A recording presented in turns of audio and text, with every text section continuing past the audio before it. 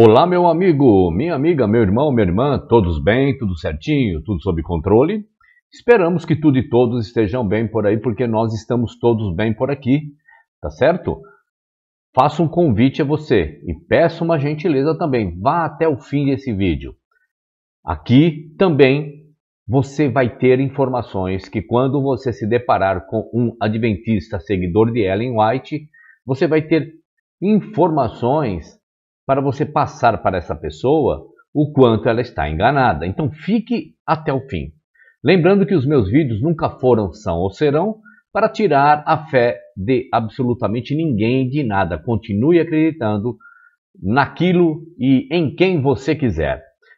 O meu canal, os meus vídeos são somente a minha visão do sistema religioso depois que deixei 20 anos de adventismo para trás. E nada mais que isso. Tá certo? Se em algum momento você perceber que eu falei algo que você poderia me mostrar diferente daquilo que eu apresento nos meus vídeos, aqui ó, me adiciona aqui ó, no seu WhatsApp e a gente bate um papo. Tá certo? Feita a devida introdução, vamos ao conteúdo do vídeo. Vamos lá. Ellen White e os pilares da validade profética.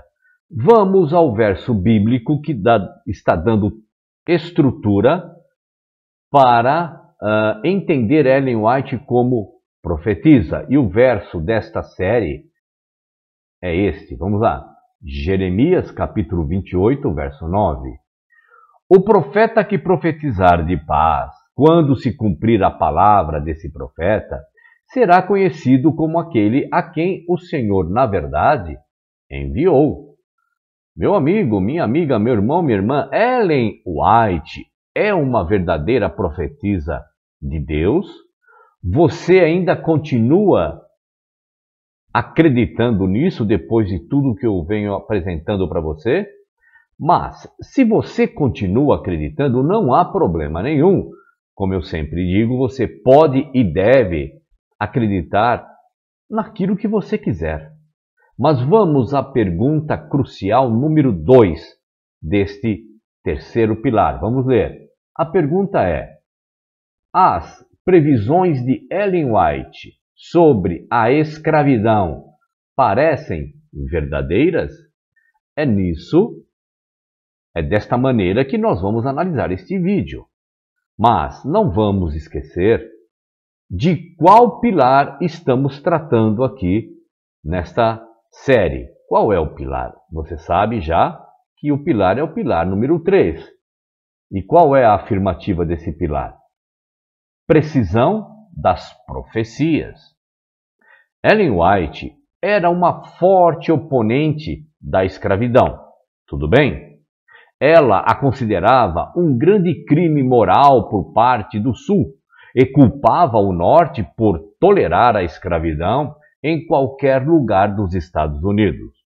Quando a lei do escravo fugitivo foi aprovada, ela pediu aos adventistas que o desobedecessem. De acordo com suas visões, ela acreditava que a escravidão existiria nos Estados Unidos até a segunda vinda, mas acreditava que alguns escravos tinham sido tão brutalizados que simplesmente deixariam de existir para não terem que enfrentar o julgamento. Quando a Guerra Civil pôs fim à escravidão sem trazer prosperidade e igualdade aos afro-americanos, Ellen White manteve sua visão inicial e antecipou o retorno da escravidão no Sul. Ellen White escreveu o seguinte a esse respeito. Vamos ler? Ela disse assim: então começou o jubileu, quando a terra deveria descansar. Vi o piedoso escravo erguer-se em triunfo e vitória e sacudir as correntes que o prendiam, enquanto seu perverso senhor estava em confusão e não sabia o que fazer, pois os perversos não conseguiam entender as palavras da voz de Deus. Logo apareceu a grande nuvem branca, parecia mais adorável do que nunca. Sobre ela estava sentado o Filho do Homem. A voz do Filho de Deus chamou os santos adormecidos, vestidos com gloriosa imortalidade. Os santos vivos foram transformados em um momento e foram arrebatados com eles para a carruagem de nuvens. Vi que o senhor de escravos teria que responder pela alma de seu escravo que ele manteve na ignorância, e todos os pecados do escravo será visitado sobre o mestre. Deus não pode levar o escravo para o céu, que foi mantido na ignorância e degradação, não sabendo nada de Deus ou da Bíblia, não temendo nada além do chicote de seu mestre e não mantendo uma posição tão elevada quanto as bestas brutas de seu mestre. Mas ele faz a melhor coisa por ele que um Deus compassivo pode fazer. Ele o deixa ser como se ele não tivesse sido, enquanto o mestre tem que sofrer as 7 últimas pragas e então ressurgir na segunda ressurreição e sofrer a segunda, a mais terrível morte. Então a ira de Deus será apaziguada. Pois bem, meu irmão, minha irmã, meu amigo, minha amiga, em 20 de novembro de 1895, em uma entrevista com obreiros líderes na Austrália, Ellen White respondeu certas perguntas colocadas diante dela. O relato desta entrevista foi publicado por seu filho, James Edson White, por volta de 1900, em O Trabalho do Sul. Nesse documento, para distribuição bastante geral, ele sabiamente omitiu uma frase referente ao reavivamento da escravidão. Esta declaração está toda impressa, exceto a frase em destaque que você verá agora.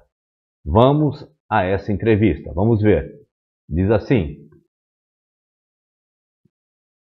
pergunta: aqueles que trabalham no Campo do Sul não deveriam trabalhar no domingo?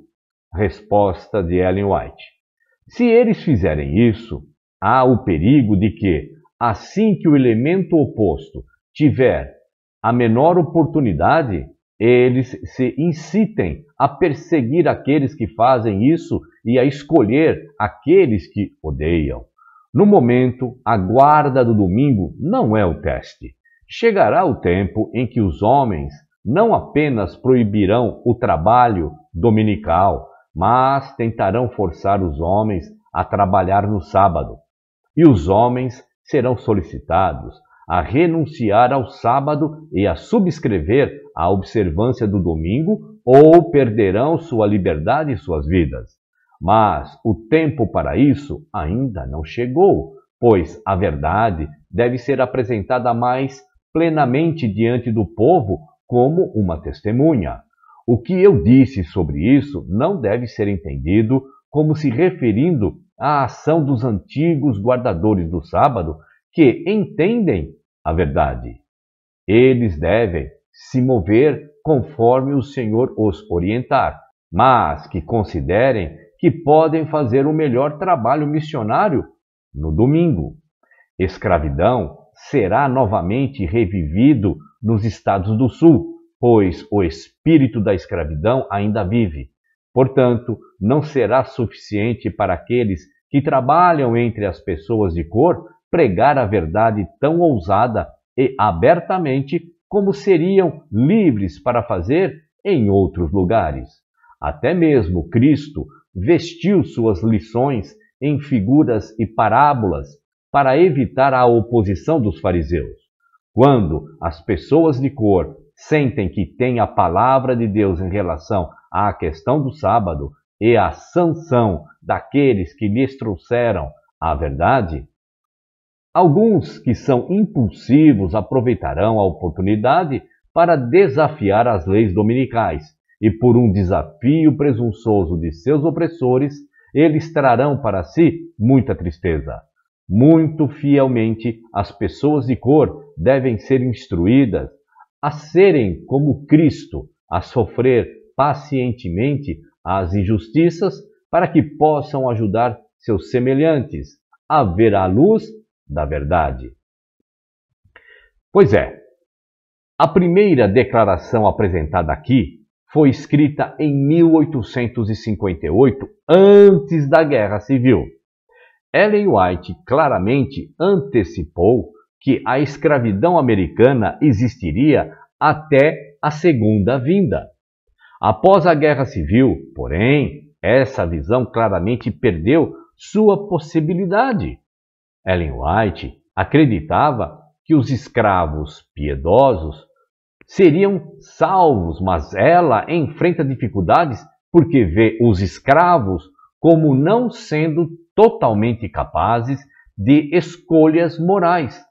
Portanto, meu irmão, minha irmã, meu amigo, minha amiga, ela prevê que alguns escravos serão apagados da existência na morte. Ela pode até ter boas intenções, mas na verdade está privando-os da dignidade humana concedida a todos os pecadores, de acordo com a Bíblia. O direito de enfrentar seu registro naquele grande dia, poeticamente falando, julgamento. Parece que Ellen White continuou a acreditar em sua visão de 1858, pois, mais tarde, ela previu o retorno da escravidão no sul dos Estados Unidos. A julgar pela severa repressão dos direitos afro-americanos no sul, ali pós-guerra civil, sua opinião seria compreensível se ela não estivesse falando com a autoridade o quê? Profética. O fato de sua entrevista de 1895 ter sido publicada por seu filho indica que ela pretendia falar com autoridade sobre o assunto. Então, não se deve argumentar que ela estava simplesmente expressando uma opinião pessoal. Falha, né? No contexto, ela está, na verdade, prevendo que o sabatismo desencadearia o retorno da escravidão, porque os afro-americanos observadores do sábado violariam impulsivamente as leis dominicais. E seu desafio presunçoso, como ela disse, forneceria justificativa para a reinstituição da escravidão. E agora, você, adventista e não adventista, que ainda acredita em Ellen White como sendo a mensageira do Senhor, tente me responder depois de meditar no que foi mostrado aqui e agora, de maneira sincera. Vá aí nos comentários do vídeo e dê a sua visão. Me responda. Deus enviaria a um verdadeiro profeta uma representação fictícia dos eventos futuros? Seria justo da parte de Deus tratar certas pessoas como se não existissem? Ou como se não tivessem a oportunidade de se apresentar perante o grande tribunal? A aprovação de Ellen White para a publicação de sua entrevista, lá de 1895, sinalizaria sua crença de que o material era de Deus e não sua opinião pessoal? Medite e, se você tiver coragem, responda. Não quer responder ali no comentário dos vídeos? Você já sabe meu WhatsApp. Me adiciona e a gente conversa.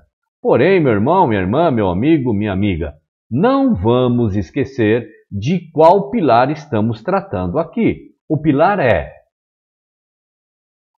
precisão das profecias. Tá certo, meu amigo, minha amiga, meu irmão, minha irmã? Legal que vocês vieram até aqui. Um abraço a todos, fiquem na paz e até o próximo vídeo. Até lá!